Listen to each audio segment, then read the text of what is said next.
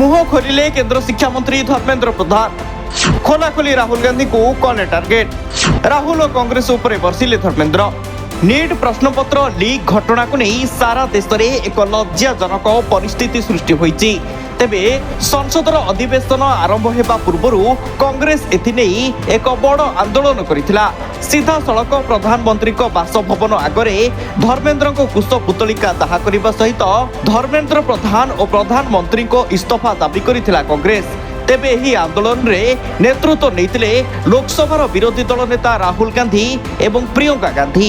जदिओ परवर्ती मुहूर्त रे उभय को पुलिस उठाई नहीं जाइतिला, किंतु उक्त घटना सारा देश रे एक बड़ झड़ परिस्थिति सृष्टि करितिला। कारण प्रधानमंत्री को बासभवन आगरे कांग्रेसर एही विक्षोभ कांग्रेस सहित केंद्रीय राजनीति रे एक बड़ झड़ परिस्थिति सृष्टि करितिला। तेबे जहाकु नै मुह खोलिचती केंद्र शिक्षा मंत्री धर्मेंद्र प्रधान। उक्त घटना रे सीधा सड़क राहुल गांधी एवं कांग्रेस को दोष दे टार्गेट करिसंती धर्मेंद्र कहिसंती विरोधी दल नेता राहुल गांधी एवं कांग्रेस संसदर मौसुमी अधिवेशन समय रे विशृंखला सृष्टि करिछि। तेबे एही विशृंखला सृष्टि करिबा पई छात्र छात्री मानको राजनीतिक अस्त्र भाव में व्यवहार करने अत्यंत लज्जाजनक बोली धर्मेंद्र प्रधान कहिसंती।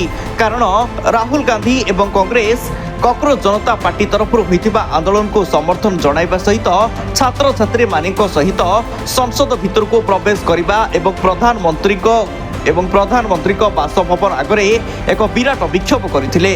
राहुल गांधी खोलाखोली भावे अभियोग करथिले जे नीट प्रश्नपत्र घटना सारा देश को चकित कर देछि।